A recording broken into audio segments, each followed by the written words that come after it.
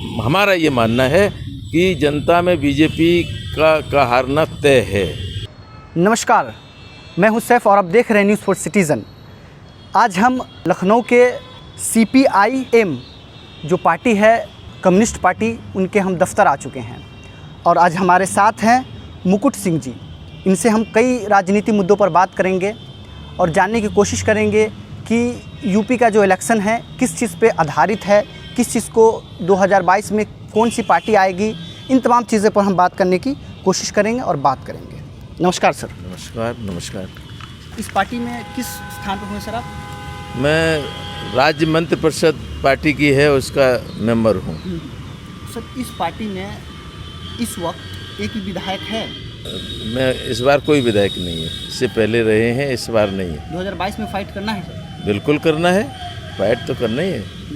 तो सर गठबंधन में करना है या फिर अलोन लड़ना है पूरे? नहीं, हमारी कोशिश ये है हमारी पार्टी की कि तमाम धर्मनिरपेक्ष और वामपंथी ताकतें, जनतांत्रिक ताकतें एकजुट होकर बीजेपी के खिलाफ लड़ें और बीजेपी को हारना चाहिए इस चुनाव में। हमारी कोशिश ये है और इसी के आधार पर हम काम कर रहे हैं।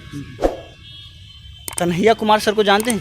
हाँ, हमारी साथी हैं, हमारे साथी हैं। वो बिहार से हैं? हाँ जी, हाँ, बिहार से हैं, JNU के प्रेसिडेंट रहे हैं। उनको लेकर के ये पार्टी तो बहुत पुरानी है, लेकिन कहीं ना कहीं उनको लेकर के युवाओं, इसमें जो युवा हैं वो बहुत ही ज़्यादा संक्रमित हैं अभी। हाँ, ठीक है, ज़्यादा। हाँ, वो बहुत उन्होंने फाइट किया है। उन्होंने, उनको जो सताया गया है, जो जनतंत्र पे हमला हुआ है, उसके खिलाफ उन्होंने जो लड़ाई लड़ी है उसका प्रतीक है। वो अच्छी बात है बहुत, और नौजवान तमाम प्रेरणा ले रहे हैं, ठीक बात है। इस बार जो चुनाव लड़ना है किस तरह से लड़ना है, क्या रणनीति रहेगी आपकी सर?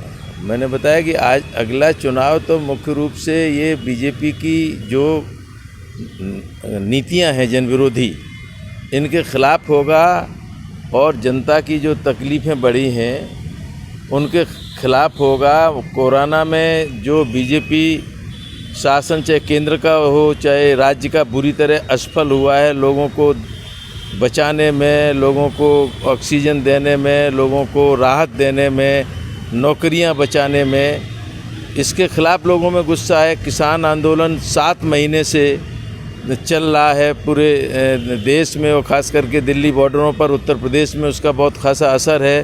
3 काले कानून हैं, बहुत ही ख़तरनाक हैं, जो आम जनता के लिए भी बहुत नुकसान है।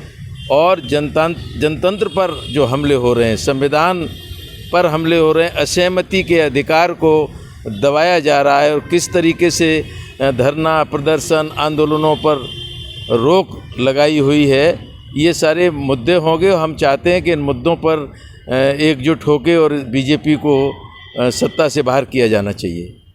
तो अखिलेश यादव जी की पार्टी में शामिल होने की आपकी कहीं न कहीं मानसा होंगी आप तमाम लोगों की? नहीं, पार्टी में शामिल होने की बात नहीं। हम चाहते हैं कि समाजवादी पार्टी चूँकि बड़ा दल है, यहाँ प्रमुख दल है विपक्ष में, तो उनको चाहिए, उनकी भी जिम्मेदारी है और हमारी भी कोशिश है कि सब को लेके और एक इस तरह से बनाया जाए गठबंधन जो बीजेपी को परास्त करे।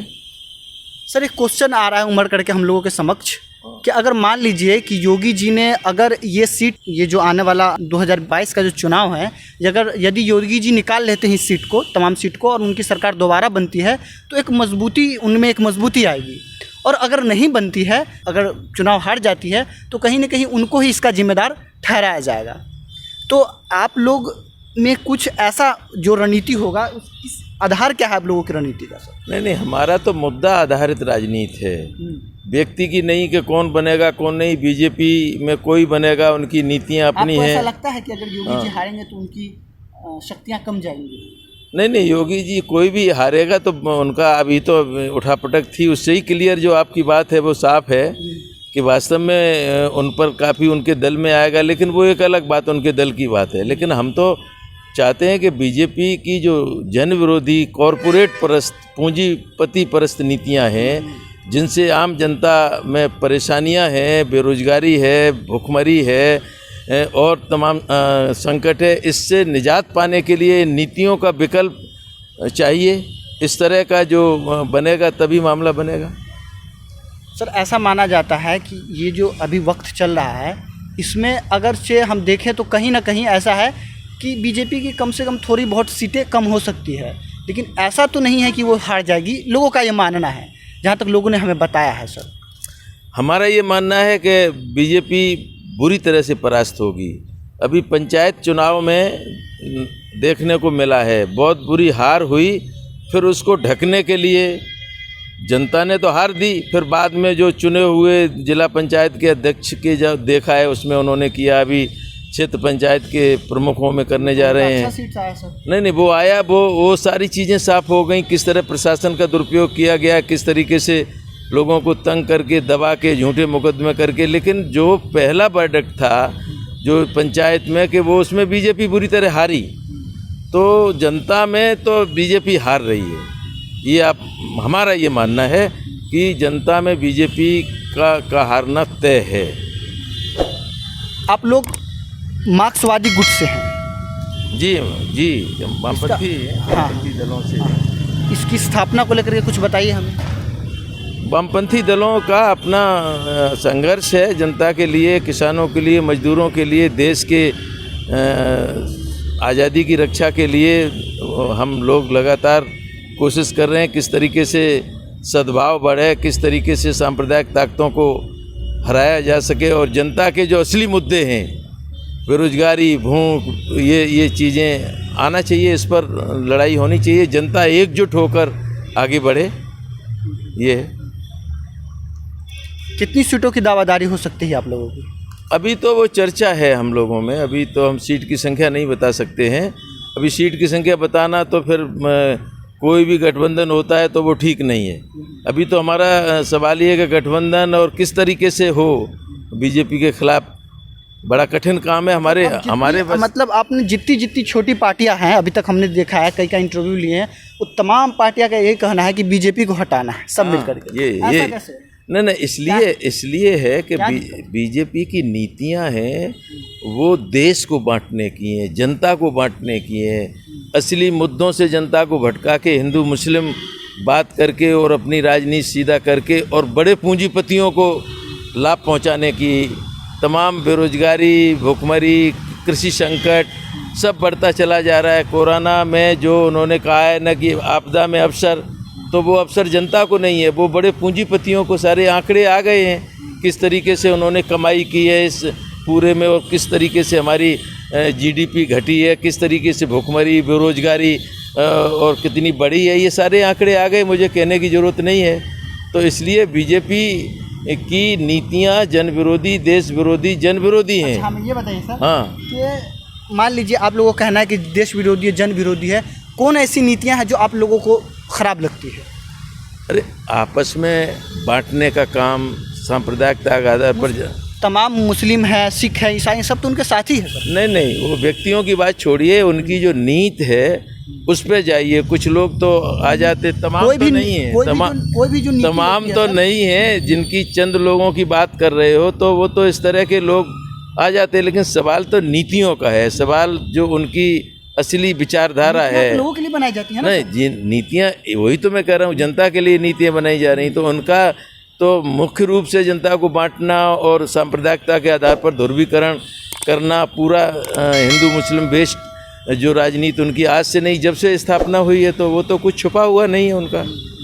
चाहे आप सारा उनका रिकॉर्ड उठा के देख लीजिए, इससे सत्ता में आने से पहले और सत्ता के बाद भी।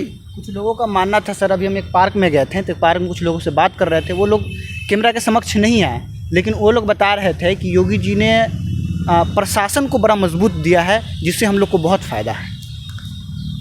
हम ऐसा नहीं मानते हैं। नौकरशाही बेलगाम है और एक जात विशेष का बोलबाला है और पूरी तरह से नीचे भ्रष्टाचार व्याप्त है। आम जनता की सुनवाई नहीं हो रही है, दबंगई हो रही है और नीचे भ्रष्टाचार का बोलबाला, ये बिल्कुल सही नहीं है। हमारा ये मानना है कि जनता बहुत तबाह है, त्रस्त है और कानून और व्यवस्था की भी स्थिति देख लीजिए। महिलाओं के साथ, बच्चियों के साथ दुर्व्यवहार, अब उन दुष्कर्म के साथ हत्याएं, दलितों के साथ, गरीब अल्पसंख्यकों के साथ और तमाम निर्दोषों को जेल में डालना, पीट कर मारना, ये सारी चीज़ें हैं, ये तो सारी सब चीज़ें सामने अगर हैं। मान लीजिए एक क्वेश्चन आपसे किया जाए कि पूरे उत्तर प्रदेश में सबसे ज़्यादा जो सताया गया है वो कौन सा तबका है? देखो, गरीब कमज़ोर ही सबसे ज़्यादा सताया जाता है, चाहे वो किसी भी जात और उसमें हो। मुख्य रूप से जो गरीब है, जो भूमिहीन है, जो अनपढ़ है, और उसके हिसाब से अल्पसंख्यकों के प्रति बीजेपी का ज़्यादा नकारात्मक रवैया रहता है मुसलमानों के प्रति, तो वो भी उसमें आते हैं। और तमाम जो गरीब तबका है वो सब गरीब सताया जा रहा है।